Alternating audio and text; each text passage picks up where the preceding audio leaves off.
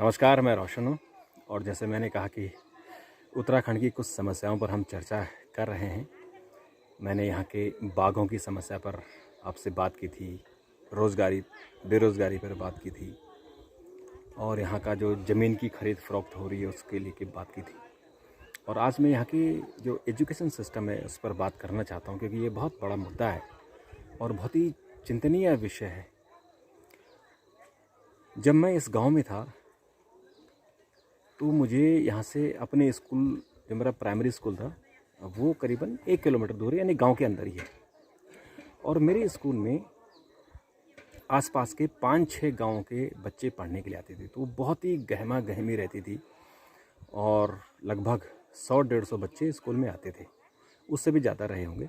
और ये सिलसिला बहुत अच्छा चलता रहा। उसके बाद यहाँ से जब हमने 5वीं पास की तो फिर हमारे यहाँ धोबी घाट है एक जगह, वहाँ 8वीं तक स्कूल थी और वो 8वीं तक स्कूल भी मेरे पिताजी उसमें प्रधान थे। तो उनके प्रयास से और जो आसपास के ग्रामीण हैं उन सबके सामूहिक प्रयास से स्कूल खुला। वो कर्मोत्तर बना, यानी 6वीं, 7वीं और 8वीं। पहले बच्चे 6वीं में गए तो 6वीं, फिर वही 6वीं के बच्चे जब पास हुए तो 7वीं में गए और फिर जब 7वीं के बच्चे पास हुए तो 8वीं में गए। जैसे वो कर्मोत्तर माध्यमिक स्कूल था।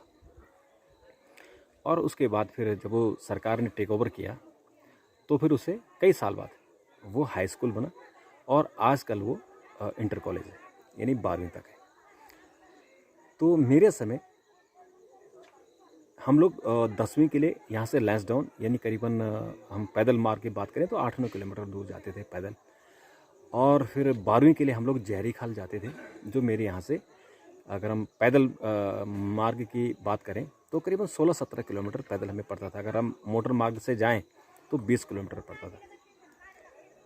तो मेरे समय, और मैं ये बात कर रहा हूँ, अगर मैंने 5वीं की है तो मैंने 5वीं लगभग 77-78 में की होगी और मैंने 10वीं 82 में की।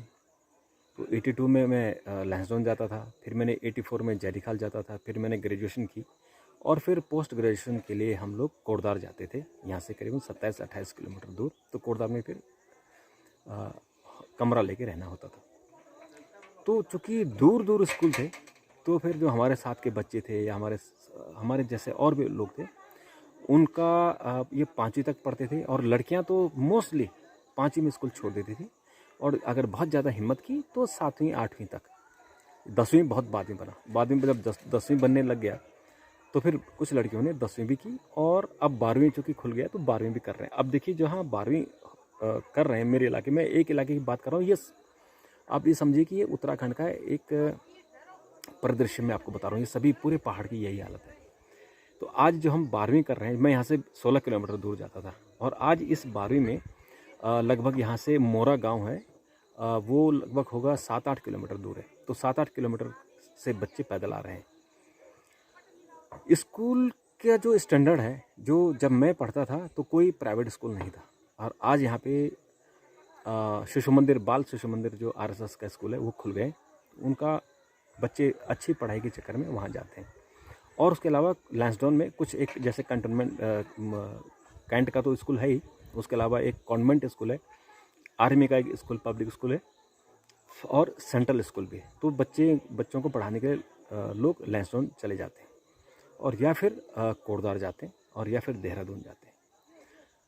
जिस स्कूल में मैंने प्राथमिक शिक्षा ग्रहण की, वहाँ आज मात्र 11 बच्चे बचे हैं और वो बच्चे भी ऐसे हैं जो शायद इतने गरीब हैं कि वो मिड डे मील के कारण वहाँ आते हैं। तो अगर बच्चे कम होंगे तो फिर टीचर का भी पढ़ाने का मन नहीं करता। ये स्वाभाविक सी बात है, इसमें टीचर का कोई कसूर नहीं होता है। स्टैंडर्ड पढ़ाई का नहीं है, इसलिए बाहर जाते हैं। और जो यहाँ जो लोग 12वीं कर रहे हैं वो बच्चे सिर्फ या तो टीचर पैदा होंगे और या फिर कलर के पैदा होंगे या फिर साधारण, जो यहाँ एक ट्रेंड है कि 12वीं पास करने के बाद आप किसी होटल में नौकरी लग जाओ तो आपको 5-7-8 हज़ार 10 हज़ार तक की नौकरी मिल जाएगी। जो बच्चे लहसुन मेरे टाउन में हैं वो बच्चे थोड़ा सा और पढ़ लेते हैं और उसमें जैसे जो बच्चे मेरे साथी हैं, 3 मेरे साथ ऐसे बच्चे थे जो CDS निकले और आर्मी में वो कर्नल बन के अब रिटायर भी हो गए। और ऐसे ही कुछ और भी बच्चे बने। एक हमारे साथी हैं जो सिविल सर्विस उन्होंने पास की थी और वो इंडियन रेलवे सर्विस में आगे थे। और भी ऐसे कुछ आए थे, लेकिन वो गिनती के हैं, गिने चुने। और ज़्यादा से ज़्यादा लोग जो हैं वो आर्मी में गए, यानी सिपाही भर्ती हुए, और उसी में से कुछ फिर हवलदार बन गए और फिर रिटायर हो गए, या अभी कुछ आर्मी में है। तो स्टैंडर्ड ना होने के कारण वो हायर एजुकेशन नहीं ले पा रहे हैं, यानी IIT, IIM, अगर लॉ कर रहे हैं वो लोग, तो लॉ में क्लैट पास नहीं कर पाते, या उनको पता नहीं है क्लैट के बारे में, तो अच्छे वकील नहीं बन पाते हैं। मेडिकल में नहीं जा पाते। इक्के दुक्के जिनके माँ बाप आर्मी में हैं या सरकारी ऑफिसों में चले गए हैं और वो यहाँ नहीं है, जो गांव छोड़ चुके हैं, जो देहरादून में या दिल्ली में है, वो अपने बच्चों को मेडिकल करा दे रहे हैं, यानी वो डॉक्टर भी बना रहे हैं, इंजीनियर भी बना रहे हैं, और वो सिविल सर्विस में भी आ रहे हैं। बहुत सारे बच्चे हैं जो पहाड़ों के बच्चे हैं, वो गिने चुने बच्चे हैं जो सिविल सर्विस पास करते हैं या मेडिकल में जाते हैं या इंजीनियरिंग में जाते हैं। मैं शहरों की बात बिल्कुल नहीं कर रहा हूँ। आप इसको देहरादून से, नैनीताल से, हल्द्वानी से या कोटद्वार से मत जोड़िए, क्योंकि वो शहर हैं। शहरों में थोड़ा शिक्षा का स्तर फिर भी ठीक है, लेकिन पहाड़ों में बिल्कुल नहीं है। और शिक्षा का स्तर न होने के कारण जो पलायन का सबसे बड़ा मुद्दा बना हुआ है, जो बच्चे जिनके माँ बाप अफोर्ड कर सकते हैं वो गाँव को छोड़कर मैदानों की तरफ चले जा रहे हैं, यानी शहरों में अपने बच्चों को पढ़ाने के लिए जा रहे हैं। तो इसके कारण भी गाँव खाली हो रहे हैं। आज आप चले जाएं, आज आप पहाड़ों में चले जाएं, तो वहाँ आपको गांव खाली मिलेंगे, बंद मिलेंगे, टूटे फूटे घर मिलेंगे, खंडर होते हुए गांव मिलेंगे। तो ये अगर यहाँ एजुकेशन सिस्टम सही होता तो माँ बाप गांव में रहते और बच्चे फिर पढ़ाई के लिए, हायर एजुकेशन के लिए बाहर जाते और या नौकरी के लिए बाहर जाते। लेकिन माँ बाप तो कम से कम यहाँ रहते, बूढ़े लोग तो यहाँ रहते। लेकिन अब वो बूढ़े लोग यहाँ हैं जिनके बच्चे नौकरी चाकरी नहीं कर पा रहे, जो होटलों में मात्र 5-7 हज़ार रुपये की नौकरी कर रहे हैं, वो अब पहाड़ों में बचे हुए हैं। तो अब ये जो यहाँ हमारा उत्तराखंड है, वो नेपाल बॉर्डर से और चीन बॉर्डर से मिला हुआ, तिब्बत का जो इलाका है। और आपने अक्सर खबरें सुनी होगी कि जोशीमठ का जो इलाका है, बद्रीनाथ का इलाका है, वहाँ चीन के सैनिक अतिक्रमण करते हुए आ जाते हैं और फिर हमारी सेनाओं ने खदेड़ दिए। तो पहले तो ये भी सिस्टम था कि हमारे गांव में SSB ट्रेनिंग देती थी सारे गांव वालों को, और उनको बंदूक चलाना और युद्ध के लिए तैयार करना सिखाती थी। लेकिन अब वो सब चीज़ें बंद हो गई हैं। तो एजुकेशन यहाँ अगर सिस्टम अच्छा हो तो फिर यहाँ से पलायन नहीं होगा। आज हमारे यहाँ जो ग्रोथ रेट है वो नेगेटिव चली गई है। तो अब उसको कैसे इसको सही करें, क्योंकि हमारे यहाँ राजनीति इतनी खतरनाक है इस देश की। आप दिल्ली के MCD में देख रहे होंगे कैसे मारपीट हो रही है, कैसे गुंडों की तरह एक दूसरे को मार रहे हैं। तो राजनीति का जो मतलब रह गया वो सिर्फ चुनाव जीतना, चुनाव हारना, चुनाव के लिए काम करना, चुनाव के लिए पार्टी 24 आवर चुनाव के लिए काम कर रही है। उसका विकास से या लोगों के हेल्थ से, लोगों के एजुकेशन सिस्टम से कोई लेना देना नहीं है। अगर कोई काम करती है कोई पार्टी, तो वो उसके मन में दूसरी बातें होती कि इससे किसको कितना फ़ायदा होगा। ये बड़ी दुखद स्थिति है हमारे उत्तराखंड की। और एजुकेशन के अलावा यहाँ हेल्थ सिस्टम है। अभी हमारे गांव में एक व्यक्ति पेड़ से गिर गए थे, और जब वो एम्स ऋषिकेश गए तो उन्हें बेड ही नहीं मिला। और बड़ी मुश्किल से जब 3 दिन बाद, यानी ट्रॉमा में थे, तो ट्रॉमा में उनका इलाज होने के बजाय 3 दिन तक उनको बाहर ही रखा गया, क्योंकि वहाँ बेड ही नहीं था। और अब उन्हें जब बेड मिला तो वो वेंटिलेटर पर चले गए। ऐसे ही बहुत सारे लोग हैं जो बिना इलाज के मर जाते हैं। उनको खांसी होती है, TB होता है, लेकिन TB का पता नहीं चल पाता, वो पैरासीटामोल खा के तब तक जिंदा रहते हैं जब तक कि मर ना जाए। तो एजुकेशन सिस्टम नहीं है, हेल्थ सिस्टम नहीं है, फिर यहाँ पलायन तो होगा ही। तो ये जो हमारी प्रॉब्लम है, इस प्रॉब्लम की तरफ कोई सोच ही नहीं रहा है। मैं इसमें किसी पॉलिटिकल पार्टी को दोष नहीं दे रहा हूँ, क्योंकि सिस्टम ही ऐसा बना हुआ है। क्योंकि जो भी सरकार आती है वो सरकार स्टेबल कैसे हो, विधायक बिके नहीं, उनको संभालने में लग जाते हैं।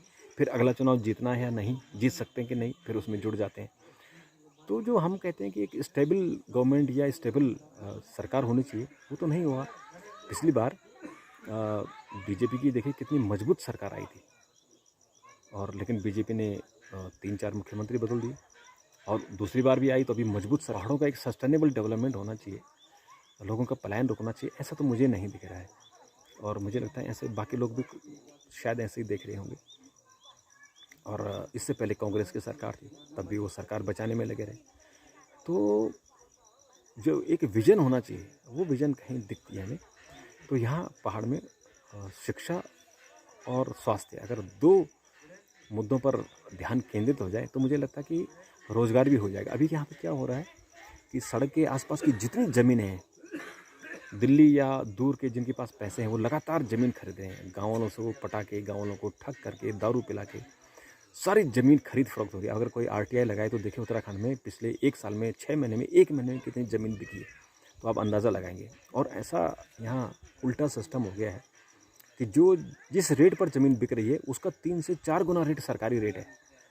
यानी कोई ज़मीन अगर 10 लाख की बिक रही है तो सरकारी रेट 50 लाख है, तो ज़मीन ही 10 लाख की हो, 50 लाख का कैसे होगा? तो जब वो ज़मीन की रजिस्ट्री कराने जाते हैं तो उन्हें 50 लाख पर रजिस्ट्री शुल्क देना पड़ता है। तो यह भी अजीबोगरीब स्थिति है, क्योंकि ब्यूरोक्रेसी के हाथ में, ब्यूरोक्रेसी जो चाहते हैं वो कर रहे हैं अपने हिसाब से। सब राजनेता हैं, उनको करना चाहिए जो काम वो ब्यूरोक्रेट्स कर रहे हैं। और ब्यूरोक्रेट्स फिर आप देखते हैं कि वो तो जनता से सीधे संपर्क उनका नहीं होता है, और न वो रखना चाहते हैं। जो अंग्रेज़ों के समय का राज है, अंग्रेज़ों के सिस्टम का जो सिस्टम है कि महाराजा हैं, एक आईएएस, एक डीएम महाराजा होता है, वो आज भी महाराजा है। आज भी यहाँ जो लोग हैं वो कीड़े मकोड़े हैं। एक पटवारी है, वो पटवारी सबको हाँकता है।